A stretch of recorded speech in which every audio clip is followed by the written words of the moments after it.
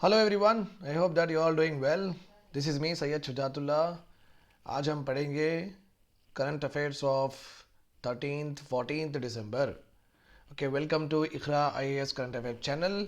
Do subscribe to the channel और spread करिए news आपके फ्रेंड्स को और those who are preparing for the competitive examination. कि हम रोज़ सुबह 6:30 बजे 7 बजे के आसपास करंट अफेयर्स करते हैं। एक दिन करंट अफेयर्स और एक दिन एडिटोरियल्स, एक दिन करंट अफेयर्स एक दिन एडिटोरियल्स। ये जो हमारा सिलसिला है ये 2 महीने से चल रहा है। So make sure that you are being a part of this series. आप कंसिस्टेंसी मेंटेन करिए। Okay, don't leave the class if at all. कभी अगर आप क्लास भूल भी गए तो उसको आप वही दिन करेक्ट कंप्लीट कर लीजिए, बिकॉज मैं इतने लंबे लंबे बनाता भी नहीं हूँ कि आपको एक बर्डन सा दिखे, राइट। सो एक 30-40 मिनट आप स्पेंड करें, so that will be more happy. Okay, तो आपके डेफिनेटली आपके प्रिपरेशन में बहुत ज़्यादा हेल्प होगा। चलो पढ़ते हैं आज के अपन current affairs. Okay, fine. Presented by me obviously, of course, Syed Shujatullah. Let us go ahead. The national summit on agro and food processing to be held will focus on what? Okay, अपने prime minister, okay, honourable prime minister Modi ji, he is conducting a national summit on agro and food processing, that is the virtual है। okay, like zoom meeting types की हो रही है। all the farmers organizations will be a part of this particular meeting। और ये meeting में क्या discuss करने वाले हैं? Organic farming, marketing of agri foods are nothing but agriculture processed foods. Okay, और supply chain challenges. Okay, farmers produce कर रहे हैं और हम खा रहे हैं। सो हम बन गए, ये हो गए हैं प्रोड्यूसर्स, हम हो गए हैं कंज्यूमर्स। ओके, और ये फार्मर्स होते हैं कहाँ पे? रूरल एरिया में। रूरल एरिया से फूड आना चाहिए अर्बन एरियाज में, सिटीज़ में, टाउन्स में। यहाँ पे फूड आना चाहिए, राइट। सो यहाँ पे लाने वाले कौन है? Who are the people who are going to bring the food from farmers to the consumers living in what urban areas etcetera. City में लाने के लिए कौन है? ये बीच वाले। They are called as what? Traders. They are called as what? Traders. They are called as what? Commissioning agents. They are called as commissioning agents. याद रखिए इन दोनों को, ये दोनों को अम्ब्रेला वर्ड में कैटेगराइज करेंगे हम, मिडिल मैन बोलेंगे। ओके, ये जितने भी फार्मर और कंज्यूमर के बीच में आप नाम कौन सा भी दे दो, बट एक जनरलाइज्ड वर्ड आप यूज़ कर सकते हैं, मिडिल मैन। ये बीच वाला आदमी है। ना ये प्रोड्यूस करेगा ना ये खाएगा। इनका काम क्या है? बस यहाँ से फार्मर से ख़रीदना और अपने को बेचना। ओके, और ऑब्वियसली ये भी खाना खा के ही जिएगा, बट बोलने का मतलब है इनका ये बिजनेस है। इनका ये बिजनेस है कि अवेलेबिलिटी करो।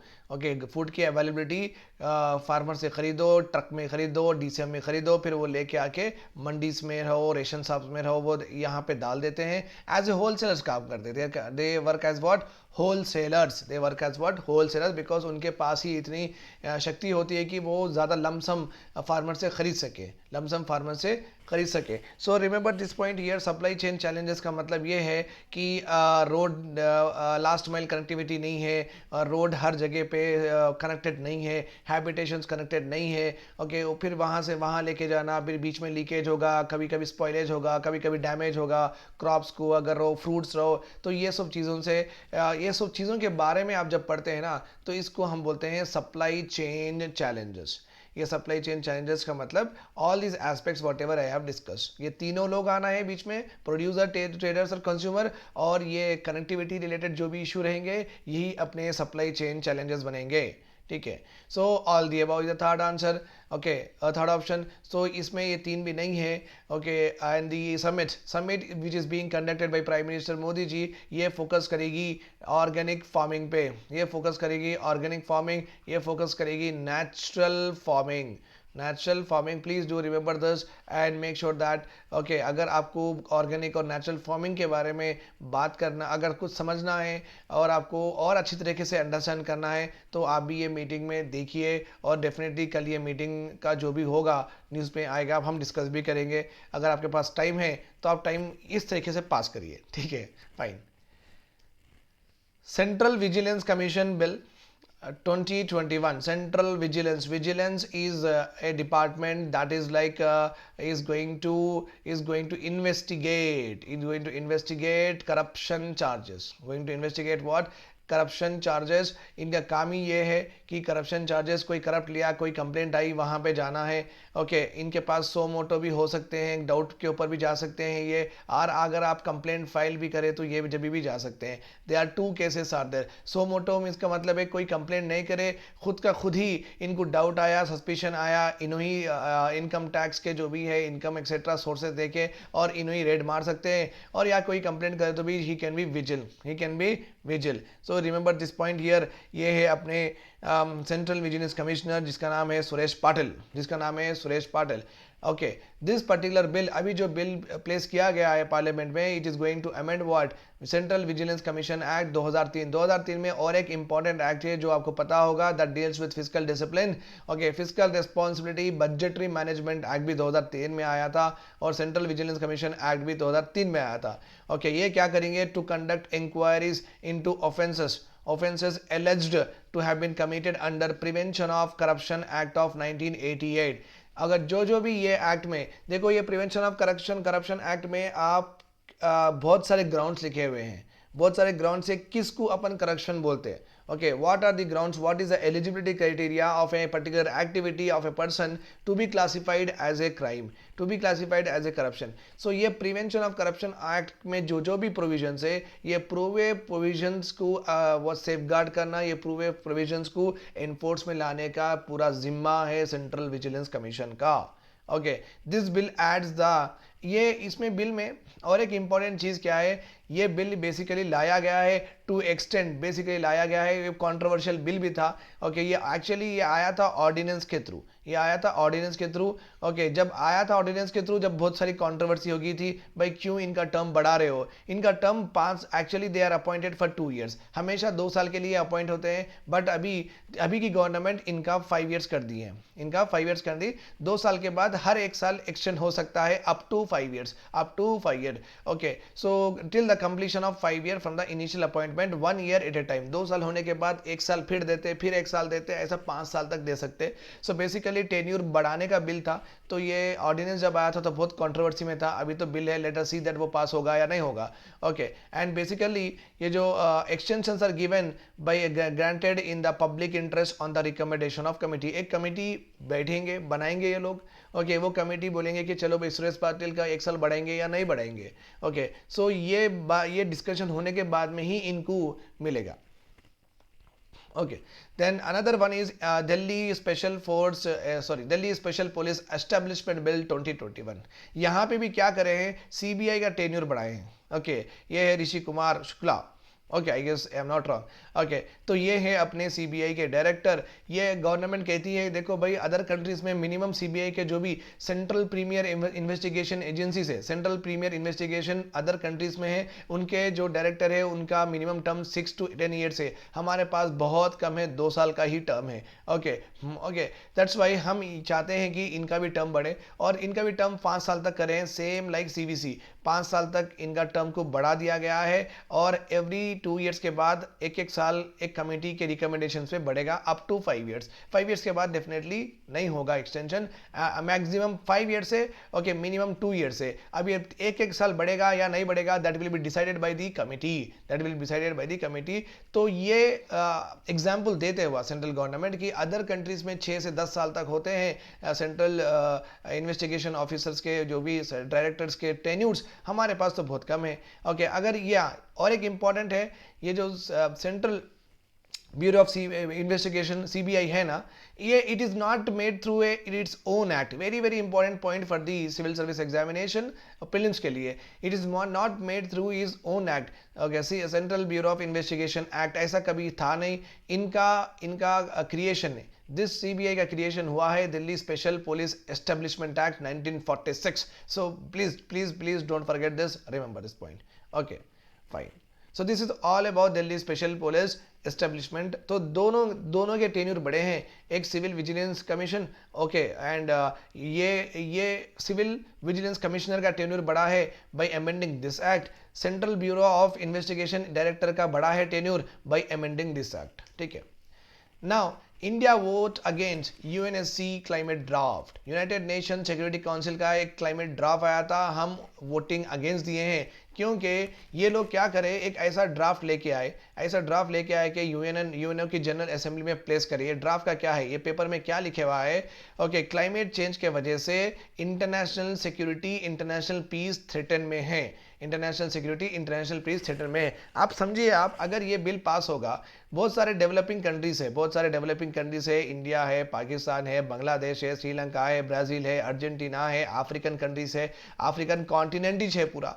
ओके, तो ये पूरे क्या है, डेवलपिंग कंट्रीज है। हमेशा क्या होता, हमेशा क्लाइमेट चेंज में इंडिया का एक ही इंपॉर्टेंस फोकस होता है, इम्फेसिस। इंडिया एक चीज़ बहुत इम्फेसिस करती है, India always says to the world की सब बराबर है, कोई कम नहीं, कोई ज़्यादा नहीं। Okay, India is always fighting for what, justice. हम पूरे जो छोटे छोटे कंट्रीज है, डेवलपिंग कंट्रीज, उनके बिहाफ में बहुत बोल रहे हैं। Okay, that we want justice with regard to climate change action. Climate change बढ़ रहा है तो क्लाइमेट चेंज एक्शन लेना है, क्लाइमेट चेंज को रिवर्स करने का एक्शन लेना है। तो इंडिया का बोलने का मतलब क्या है? देखो भाई, 1700 सेंचुरी, 1800 सेंचुरी, ये यूएसए, ये यूके, जर्मनी, फ्रांस, ये लोग इतना इंडस्ट्रियलाइजेशन करे, इतना कोल यूज करे, इतना पेट्रोल यूज करे, बहुत यूज करके CO2 इतना कर दिए हैं स्काई में, वर्ल्ड में इतना CO2 का एमिशन हो गया है इनके वजह से। अब ये आके हमें नहीं बोल सकते कि आप कोल मत यूज करो, आप पेट्रोल मत यूज करो। Okay, they can not say that. Okay, ये लोग पूरा नेचुरल रिसोर्सेज एक्सप्लॉइट करके, द मदर अर्थ को पूरे से डिटेरोरेट करके, ये these people have now given what a very good stand of living to their total citizen। उनके citizens को बहुत अच्छी लाइफ दे चुके हैं ये लोग। और अब हमारे जैसे कंट्रीज जो भी है, अभी ये कंट्रीज इनके लोग को देना है वैसी लाइफस्टाइल। हमारे पास एनर्जी का प्रॉब्लम है तो हमें कोल यूज करना पड़ेगा, हमारे पास ट्रांसपोर्टेशन सेक्टर बढ़ना है, 2 व्हीलर 4 व्हीलर ये भी लोग चलाना है, तो ये भी स्टैंड ऑफ लिविंग का कंपोनेंट है। हम मेट्रो एक्सेट्रा करेंगे, बनेंगे, ओके, सो दैट फॉरेस्ट थोड़ा क्लियर हुआ तो हुआ, नो प्रॉब्लम एट ऑल। और हम ओके इंडस्ट्रियलाइजेशन करेंगे, okay, with that new industries will come up. और इनका अगर ये इंडस्ट्रीज का स्मोक अगर हवा में मिल के अगर ग्लोबल वार्मिंग हो रहा, सो उतना यू शुड नॉट से अस मोर, आप ज़्यादा बोलिए मत, क्योंकि हम ये सब तो करेंगे ही। बट एक चीज़ है कि हम अभी जो कर रहे हैं इंडस्ट्रियलाइजेशन, ट्रांसपोर्टेशन, हम मेक श्योर करेंगे कि हम क्लाइमेट चेंज को मद्देनजर रखते हुए करेंगे। ऐसा नहीं कि हमारी जो भी प्रोडक्शन एक्टिविटीज़ रहेंगी वो पूरा हमारे दिल में आए जैसा नहीं करेंगे, okay, which is against climate, ऐसा नहीं करेंगे। हम ये देखेंगे ज़रूर कि हमारी जो प्रोडक्शन एक्टिविटीज़ थोड़ा थोड़ा स्ट्रीमलाइन हो जाए क्लाइमेट चेंज के अगेंस्ट, ठीक है। बट आप ऐसा नहीं बोल सकते कि कंप्लीटली मत करो, आप ऐसा नहीं बोल सकते कि कंप्लीटली मत करो। डेवलपिंग कंट्रीज का, डेवलप कंट्रीज को ये हमेशा मैसेज रहा है, और इंडिया इसमें फोर फ्रंट रहा है कि हम हमेशा बोलते गए हैं डेवलप कंट्रीज को कि हम ये इंडस्ट्रियलाइजेशन नहीं छोड़ सकते। CO2 एमिशन बहुत इनएविटेबल है हमारे पास, क्योंकि इतने साधन नहीं है। अगर आपको इतनी इच्छा है कि क्लाइमेट को बचाना है, ग्लोबल वार्मिंग को कम करना है, आपको इतना इंटरेस्ट है, आप पैसे दो, नई नई टेक्नोलॉजी दो। बिकॉज देखो भाई, ये लोग सब दे चुके हैं इनके कंट्रीज वालों को। अभी ज्यादा से ज्यादा पैसा इनका जो गवर्नमेंट का एक्सपेंडिचर है वो रिसर्च एंड डेवलपमेंट में जाएगा। रिसर्च एंड डेवलपमेंट में जाएगा तो वो न्यू टेक्नोलॉजीज, ओके, जिससे क्लाइमेट चेंज हार्म नहीं होगा, वो टेक्नोलॉजीज में ज्यादा इन्वेस्ट करेंगे और वही टेक्नोलॉजी हमें बेचेंगे। हम क्या बोल रहे हैं, आप बेचो मत, वो हमें फ्री में दे दो, ओके, या आप थोड़े बहुत पैसों में दे दो, हम वो यूज कर लेंगे टेक्नोलॉजीज और ग्लोबल वार्मिंग, क्लाइमेट चेंज कम करेंगे। बट डेवलप्ड कंट्रीज जो जर्मनी, फ्रांस, USA, ये लोग बोल रहे हैं नहीं नहीं नहीं, हम नहीं देंगे। सो एट द एंड क्या हुआ, शेयरिंग ऑफ रिस्पॉन्सिबिलिटी हो गई है, okay, common but differentiated responsibility. CBDR पे अग्रीड हुए थे both develop and developing countries. सी बोल तो कॉमन तो रिस्पॉन्सिबिलिटी है हर कंट्री की, क्लाइमेट चेंज से बचाना है अर्थ को, कॉमन रिस्पॉन्सिबिलिटी सबकी है। बट डिफरेंशिएटेड रिस्पॉन्सिबिलिटी है, डिफरेंशिएटेड बोलते डेवलप्ड कंट्रीज जो USA, UK, जर्मनी ये है, ये लोग ज्यादा रिस्पॉन्सिबिलिटी लेंगे क्लाइमेट चेंज के लिए, और डेवलपिंग कंट्रीज कम रिस्पॉन्सिबिलिटी लेंगे क्लाइमेट चेंज के लिए। बस this is all about CBDR, common but differentiated responsibility है। तो इंडिया हमेशा यही बोलते रहा है कि आप पूरा खराब करें एनवायरनमेंट को, इंडस्ट्रियलाइजेशन 1700 सेंचुरी 1800 सेंचुरी में करके, अभी आप हमें नहीं बोल सकते प्लीज आप ज्यादा रिस्पॉन्सिबिलिटी लो, हम कम रिस्पॉन्सिबिलिटी ले। लेते, and make sure that you also give us the technology, एक्विज टेक्नोलॉजी। ओके, बट यहाँ पे क्या हुआ, देखो बहुत एक डिसगाइज, एक ऐसी चीज ये लोग करे हैं जिससे कि आगे जाके डेवलपिंग कंट्रीज को कंपेल करेंगे, आपके वजह से हमारी जिंदगी में, हमारे कंट्री में, हमारे यूके में, हमारे यूवीएस में कॉन्फ्लिक्ट्स हो रहे हैं, हमारा एनवायरनमेंट खराब हो रहा है, हमारे लोगों की हेल्थ खराब हो रही है। आप मत करो, इंडिया को दबाव डालेंगे, श्रीलंका को दबाव डालेंगे, ब्राजील अर्जेंटीना को बोलेंगे विदाउट बिकॉज ऑफ यू हमारे कंट्री के मेन के, हमारे सिटीजन्स की हेल्थ खराब हो रही है, वाटर कंटामिनेशन हो रहा है, एयर पोल्यूशन ज़्यादा कर रहे हो आप लोग बोल के हमारी इंटरनेशनल सिक्योरिटी, ये एक इंटरनेशनल सिक्योरिटी का मुद्दा बना दिए ये लोग। क्या बना दिए? इंटरनेशनल सिक्योरिटी का मुद्दा बना दिए। And this particular resolution is supported by US, UK and France. तो आगे जाके अगर ये पास हो जाता था, ये हर बार क्या करते थे, अगर कोई कोई कंट्री एक कोल्ड फायर पावर प्लांट बना रही थी, just like India let's suppose एक कोल्ड फायर पावर प्लांट बनाएगी, तो ये लोग आ जाएंगे और इंडिया को बोलेंगे नहीं आप नहीं बनाना।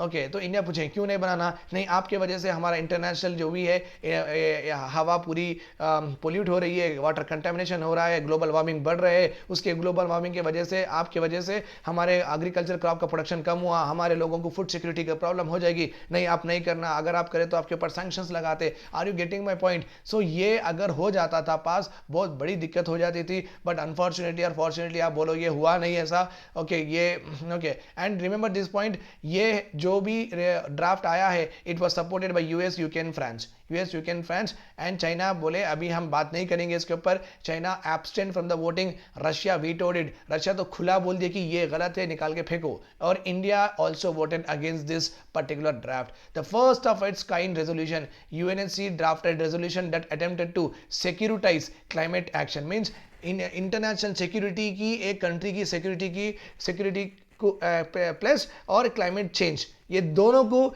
जोड़ने का जो काम कर रहे हैं ये पूरा गलत है। Like that India has also voted against it. So linking security with climate change is not a good option. Okay, understood? इसके पीछे का ये पूरा डिसगाइज था, ये पूरा डिसगाइज था। India has giving a befitting reply to such resolution, हम जबरदस्त जवाब दिए हैं। Indian ambassador in the summit ये बोले हैं कि the resolution will send a wrong message to the developing countries. Okay, like India instead of addressing, हमारे कंसर्न्स को एड्रेस करना छोड़ के, डेवलपिंग कंट्रीज बहुत रिस्पॉन्सिबल होना छोड़ के, they are bringing and they are sidelining what, they are bringing such resolutions which will divide us and sidetrack under the disguise of what, security के नाम पे जो ये बिल लेके आए हैं आप लोग। ओके, ये एक्चुअली हमारे जो व्यूज है, कंसर्न्स है, उसको साइडलाइन करने का एक नया तरीका है बोल के अपने इंडियन एम्बेसडर बोले हैं। Negotiators from 200 countries accepted a new climate agreement for COP26 in Glasgow last month.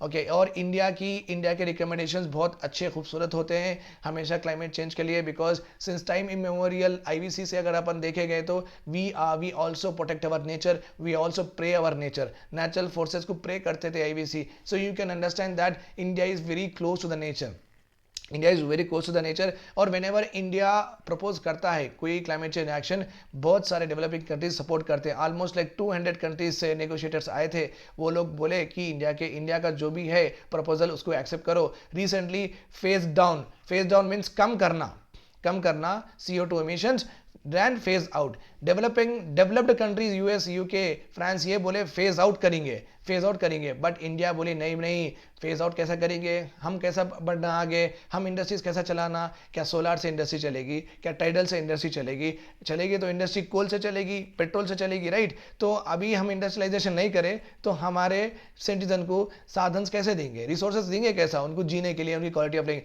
नहीं, फेज आउट टर्म आप छोड़ दीजिए, आप टर्म लेके आइए फेज डाउन। सो डेवलपिंग कंट्री करेंगे फेज डाउन और फेज आउट करेंगे डेवलप्ड कंट्री।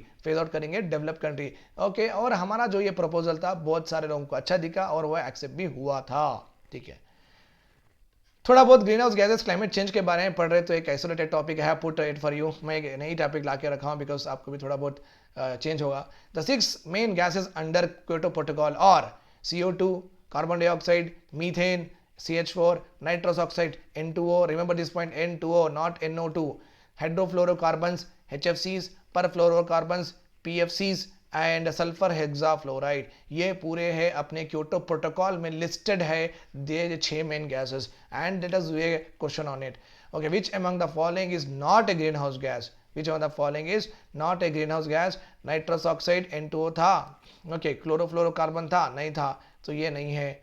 ओके, हाइड्रोफ्लोरोकार्बन है, हाइड्रोफ्लोरोकार्बन है, यस है, hydrofluorocarbon is right. Okay, carbon monoxide है, नहीं है, कार्बन डाइऑक्साइड है, ये भी गया। परफ्लोरोकार्बन है, परफ्लोरोकार्बन से यस है, ठीक है। तो अपने 2 and 3, 2 and 3 is like 2 and 4, 2 and 4 is not the greenhouse gas. See option here, please don't mind for that, ये आप रख लो option. Okay, 2 and 4 is the right answer, ठीक है, फाइन। और आप ऐसा ही बोल सकते हैं कि 135, 135 is right, but again correct code, so I guess you got this। now let us go ahead with UNSC। ये न्यूज में क्यों आया है? ये न्यूज में इसलिए आया है बिकॉज यूएनएससी का ही ये था रेजोल्यूशन, क्लाइमेट चेंज का जो रेजोल्यूशन था ना, ये यूएनएससी का था। Let us see what is a UNSC, क्या है एक्चुअली। ये इसका फुल फॉर्म है United Nation security council. United Nations का मतलब है पूरे नेशंस यूनाइटेड टुगेदर एक जगह आके कुछ डिसाइड करेंगे, भाई ये पूरे अर्थ, ये जो ग्लोब को कैसा हम अच्छा रखेंगे etcetera. one of the 6 main organ of UN, United Nation, and is primarily responsible for the international peace and security, just like Avengers का काम करेंगे। एवेंजर्स का काम करेंगे, अगर चाइना ताइवान पे हमला करा तो यूएनएससी अगर रेजोल्यूशन लिया कि नहीं ये ताइवान को बचाना है, तो इनकी फोर्स आर्मी आ जाएगी ताइवान पे, और इनकी आर्मी, इन पूरों की आर्मी चाइना की आर्मी से कन्फ्रंट करेंगी और चाइना को लेने नहीं देंगी, ओके, ताइवान। तो इनका काम ही क्या है? यूएनएससी का काम है कि दुनिया में, यूएनएससी का काम है दुनिया में डेमोक्रेटिक प्रिंसिपल्स होना चाहिए, era of annexation and expansion बंद होना चाहिए, राइट, और people's liberties, civil rights all to be restored. जहाँ भी सिविल राइट्स व्हाट डेंजर में है, जैसे कि गवर्नमेंट्स अगर किसी civil rights, okay, government, okay, and like North Korea में वहाँ पे लोगों को सिविल राइट्स नहीं होता है, तो वहाँ अगर ज़्यादा एट्रोसिटीज़ हो रहे हैं ह्यूमन बीइंग के ऊपर, देन यूएनएससी वो लेगी, डिसीजन लेगी और यहाँ पे इन्वेट करेगी और यहाँ की गवर्नमेंट को निकाल के फेंकेंगी और अपनी गवर्नमेंट बनाएगी डेमोक्रेटिक वाली, ओके। तो इनका काम ही यही है कि इंटरनेशनल पीस और सिक्योरिटी देखते जाओ। कल मैं बहुत अच्छा आर्टिकल बोला था कि ये जो सुपर पावर्स है ये लोग खुद का खुद कुछ भी कर लेंगे, मैं किसी को नहीं बोलेंगे, ओके। जैसे कि अमेरिका का इन्वेजन हुआ अफगानिस्तान पे, ओके, चाइना का इन्वेजन हो रहा है ताइवान पे, रशिया ऑलरेडी क्रीमिया ले चुका है 2014 में। तो ये लोग जब सुपर पावर्स कुछ ना कुछ करते हैं तो कोई कुछ नहीं बोलेंगे, इट्स ओके है। बट अगर चलो, अगर हम इंडिया पाकिस्तान के ऊपर एक छोटा मोटा बम भी डाल देगी या उरी के ऐसा कुछ अगर एक मिशन करेंगे तो सब बोलेंगे ये we condemn its right, we condemn India's right, we Pakistan has every right to defend its own what territory etcetera, ऐसे ये भड़काऊ भाषण देंगे, ओके। बट ये जो करेंगे ऐसे काम, ओके, इन्वेट करेंगे या खुद क्या कंडेम करेंगे, तो ये जो आपस में कुछ भी करो इट्स ओके, ओके, ये एनेक्स करो, ये आप एनेक्स कर लो या कोई भी कुछ भी कर लो, तो आपस में ये कैसे है मालूम, चलो भाई यूनिफॉर्मिटी है इनके पास, तो तुम भी एनेक्स करो, हम भी एनेक्स करेंगे, यूनिफॉर्मिटी हो गई। बट एनी अदर कंट्री अगर कुछ ना कुछ करे तो ये बहुत बड़ा कंडेम करेंगे, ओके। सो पूरा you can understand that dual face हो गया इनका, fine. So international peace and security maintain करने का काम है अपना यूएनएससी वालों का। इनके other 5 organs of United Nations are economic and social council, trustee council, international court of justice, secretariat और जनरल असेंबली। 1 2 3 4 5 और यूएनएससी हो गया 6वां, okay. India was elected as a non permanent member. अभी याद रखो आप, अब जब मैं permanent non permanent member India elect हुई बोल के बोला हूं, तो आप समझ सकते हैं कि परमानेंट मेंबर्स भी है इसमें, नॉन परमानेंट मेंबर्स है, तो इनकी एक काउंसिल हो गई, एक कैबिनेट होगी छोटी। सो यहाँ पे परमानेंट मेंबर्स बैठेंगे, नॉन परमानेंट मेंबर्स बैठेंगे, तो ये एक रेजोल्यूशन लेके आएंगे, चलो भाई आज अपन ताइवान को बचाएंगे या नहीं बचाएंगे, तो ये सब यहाँ पे वोटिंग होगी। अगर ये वोटिंग में परमानेंट एंड नॉन परमानेंट्स बोले हैं चलो ताइवान को बचाएंगे, ये जाएंगे यहाँ पे अपनी मिलिट्री भेजेंगे, ताइवान को बचाएंगे, नहीं भाई लाइट ले लो तो लाइट ले लेंगे, okay. India was elected as a non-permanent member in the year 2020. The headquarters of UNSC are located in New York City. The UNSC consists of 15 members, 5 non-permanent members है, 10 non-permanent members है। 5 permanent members are US, UK, Russia, China and France. Very important countries, please do remember them, okay. Every year 5 non-permanent members are elected for the tenure of 2 years, for the tenure of 2 years, every year 5 लोगों को रखते, 2 साल, okay. To be elected as a non-permanent member of the council, each member country requires 2/3 majority of entire assembly. Entire assembly. So United nation general assembly है, United nation general assembly में 193 countries है। ये 193 countries में 2/3 countries एक country को भेज सकते हैं, यहाँ पे 2/3 कंट्रीज एक कंट्री को भेज सकते हैं। Like that non permanent members 10 को भेज सकते हैं। ये तो रहेंगे ही रहेंगे, permanent members will always be there. 10 non permanent members आएंगे ये काउंसिल में on the basis of the voting done in the general assembly. और कितने से पास होना है? 2/3 से पास होना है। और किस्मत देखो, इंडिया का इमेज इतना अच्छा है, हम बहुत बार इलेक्ट हुए हैं, हम बहुत बार इलेक्ट हुए हैं। इसका मतलब 2/3 of the general assembly, 2/3 of the general assembly generally trust India that we are very good. Okay, we uphold justice in the world, we uphold justice in the world. Pakistan को I guess अभी तक एक बार भी नहीं मिला शायद, I guess Pakistan को अभी तक एक बार भी नहीं मिला शायद। ओके, तो समझो आपकी हमारी इमेज बहुत उम्दा है, बहुत अच्छी है। Okay, non-permanent membership is distributed as 5 members from African and Asian countries. तो 5 members from African and Asian countries, 1 from East Asian Europe, 2 Latin American countries जो कि south America, and 2 from Western Europe and other countries. So 5, 6, 7, 8 and 9, 7, 8, 9, 10, ठीक है। सो 10 non permanent members यहाँ से इस तरीके से लिए जाएंगे। It means nothing but UNSC में पूरे कॉन्टिनेंट्स को कवर करने का प्रॉपर प्रोविजन है। ओके, पूरे कॉन्टिनेंट्स को कवर करने का प्रॉपर प्रोविजन है, remember this point. Okay, so powers of permanent and non-permanent members. The permanent members will always have a veto power. Veto power का मतलब क्या है? देखो यहाँ पे अपने पास यूएस है, ये 5 परमानेंट मेंबर्स है ना, US, UK, Russia, China and France. अगर UN general assembly, United Nation security council में, ये काउंसिल में ताइवान को हम बचाएंगे बोल के यूएस का प्रपोजल है, ताइवान को अपन बचाएंगे, यूएस का प्रपोजल है। ये प्रपोजल को यूके भी यस बोल दिया। ओके, ये प्रपोजल को फ्रांस भी यस बोल दिया। Okay, France also said what? Yes. Okay, but Russia said no. It means what? नहीं होगा। ओके, अगर एक कंट्री भी परमानेंट मेंबर में एक कंट्री भी नो बोल देंगी तो वो रेजोल्यूशन पास नहीं होगा। Remember this point, veto, that is called as so much veto power, so much veto power. Okay fine, remember this point. Okay, then we are having unlike the permanent members, the non permanent members के पास veto power नहीं होता है, but they will have a collective right of veto. Collective right of veto इसका मतलब है any resolution of UNSC has to be passed at least 7 non permanent members even if all of the permanent members support it. Okay, so 7 जो 15 जो 10 में से 7 non permanent members अगर if they say okay that will be passed, if they say no that will not be passed. It means what? अगर ये 7 non permanent members yes बोले even in case of all permanent members says no, all permanent members says no, even if this 7 members says yes, then ये आगे बढ़ेगा। Okay, if all permanent members says no, okay, even if they yes, if all permanent members says yes, हम करेंगे, अगर ये non permanent 7 members बोलेंगे no, नहीं जाएगा, तो इनके पास है कलेक्टिव वीटो। इनके पास कौन सा वीटो है? Collective veto. Remember this point here, ठीक है। प्रेसिडेंसी रोटेट होगी।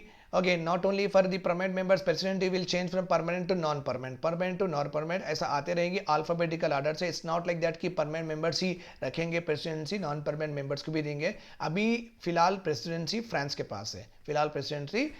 पास है, okay fine. How they will ensure peace if the countries disturb? अगर कोई कंट्री में सिविल अपराइजिंग हो रहा है, अगर कोई कंट्री में गवर्नमेंट लोगों को ऑप्रेस कर रही है, बेकार में एग्जीक्यूशन कर रही है, जेल में डाल रही है, वहाँ पे क्या बोलते हैं, freedom of speech, freedom of protest, human rights violate हो रहे हैं। ओके, तो जब ये किस तरीके से वो कंट्री को कंट्रोल करेंगे?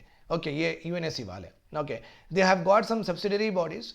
ओके, सबसे bodies of council known as committees. एक कमेटी है काउंटर टेररिज्म कमेटी, कहीं पे भी टेररिस्ट अटैक होगा तो वहां पे वो रेजोल्यूशन लेके अपनी फोर्स भेजेंगे। नॉन प्रोलिफरेशन कमेटी है, अगर कोई कंट्री में mass weapons of mass destruction like nuclear weapons बना रहे हैं तो वो कमेटी भेज के उसको रोकेंगे। United nation military staff committee है, मिलिट्री रिलेटेड यहाँ पे बात होगी। और सबसे इंपॉर्टेंट है यहाँ पे sanctions committee. Sanction committee is one which will generally used by the UNSC to put pressure on a country to comply with its objective without using force. हम मिलिट्री नहीं भेजेंगे, बट आपको हम प्रेशराइज करेंगे by putting sanctions. अब sanctions का मतलब क्या है? सैंक्शंस का मतलब है आप एक ऐसा इनिशिएटिव लो जिससे आप ऑटोमेटिकली बेंड डाउन हो हमारी बात सुनने के लिए, राइट? जैसे कि लेट सपोज आपके एग्जाम चल रहे हैं, विदाउट हाल टिकट आप नहीं आ सकते, ओके। सो सबको हाल टिकट, बिना हाल टिकट के सबको एंट्री मिली, बट आपको हाल टिकट लेके ही आना है। तो आपको एक तरह से प्रेशराइज करेंगे कि आप ऐसे, आपकी आपकी आपकी छवि आपके क्लास में अच्छी नहीं थी, आप बहुत लोगों को सताए हैं, इसलिए आप एक बोनाफाइड लेके आइए। आप बोनाफाइड लेके आइए कि मैं अच्छा हूँ, वो लेके आओ तो हम एडमिट करेंगे। So sanctions are nothing but to put a pressure on the country. अब हम देखेंगे सैंक्शंस कहाँ कहाँ से लग सकते हैं। इकोनॉमिक एंड ट्रेड सैंक्शंस, आपके प्रोडक्ट कोई खरीदेगा नहीं, ओके। सो आपके जो इंडस्ट्रीज के जो प्रोडक्ट्स बने हैं, एक्सपोर्ट कोई खरीदेगा नहीं। अगर कोई एक्सपोर्ट लेगा नहीं तो आपके इंडस्ट्रीज वाला उसको प्रॉफिट्स आएगा नहीं। अगर इनको प्रॉफिट्स नहीं आएगा तो आपके ये लोग इनके कंपनी से स्टाफ को निकाल देंगे। अगर स्टाफ को निकाल देंगे, अनएम्प्लॉयमेंट बढ़ेगा, poverty. Already developing countries are having this two problems very very much. Developing countries, even India में अनएम्प्लॉयमेंट, पॉवर्टी बहुत ज़्यादा है। अगर ऐसे कुछ सैंक्शंस लगे जिससे हमारा एक्सपोर्ट नहीं हो रहा है, कोई कंट्री खरीद नहीं रही है, तो हमारी तो पूरी इकोनॉमी ही रुक जाएगी और इतना मास अनएम्प्लॉयमेंट, पॉवर्टी हो जाएगा, हम सस्टेन नहीं कर सकेंगे। फिर ऊपर से पूरी सिविल अपराइजिंग हो जाएगी, तोड़ फोड़, लोग बसें जलाना शुरू करेंगे, रॉबरी, थेफ्ट, टेररिज्म, बॉम्बारी, ये सब शुरू हो जाएगी, राइट? तो इकोनॉमिक और ट्रेड सैंक्शंस लगाएंगे, ट्रैवल बैन्स लगाएंगे, आपके लोगों को आने नहीं देंगे और कंट्री में आपको रेस्ट्रिक्शन करेंगे। और डिप्लोमेटिक रेस्ट्रिक्शंस हो गए, डिप्लोमेटिक रेस्ट्रिक्शंस आपको बाहर कर देंगे, आप नहीं आ सकना, ये काउंसिल में आप नहीं आ सकते, वो काउंसिल में आप नहीं आ सकते। तो ओवरऑल आपके ऊपर ऐसे स्टेप्स लेके प्रेशराइज करेंगे, नहीं, आप आपके लोगों को इस तरीके के राइट्स देना चाहिए, ये ऐसे राइट्स दो, डेमोक्रेटिक राइट्स पे चलो, ओके, ये प्रिंसिपल पे चलो, एक्सेट्रा एक्सेट्रा। सो समझिए आप। तो ये hard power is nothing but military power use, military power use करने के बजाय ये करेंगे use of what? Soft power to pressure, both are to pressurize a country to achieve the desired objectives, okay. Soft power में ये सब बातें हैं, हार्ड पावर में आता है military, okay. Then special category of states, ये एक नया कॉन्सेप्ट नहीं है, ये एक बहुत पुराना कॉन्सेप्ट है, बट अभी के टाइम पे 2014 के बाद बीजेपी गवर्नमेंट आने के बाद से ये जो कॉन्सेप्ट है डिफंक्ट हो गया है, डिसअपियर्ड हो गया है। बट 2014 से पहले जब प्लानिंग कमीशन थी और नेशनल डेवलपमेंट काउंसिल थी, तब ये स्पेशल कैटेगरी ऑफ स्टेट बहुत लाइव था, okay, it was a live concept, okay. ये न्यूज में क्यों आया? Nitish Kumar, the CM of Bihar, demanded that Bihar should be given as a special category state, okay, status देना है।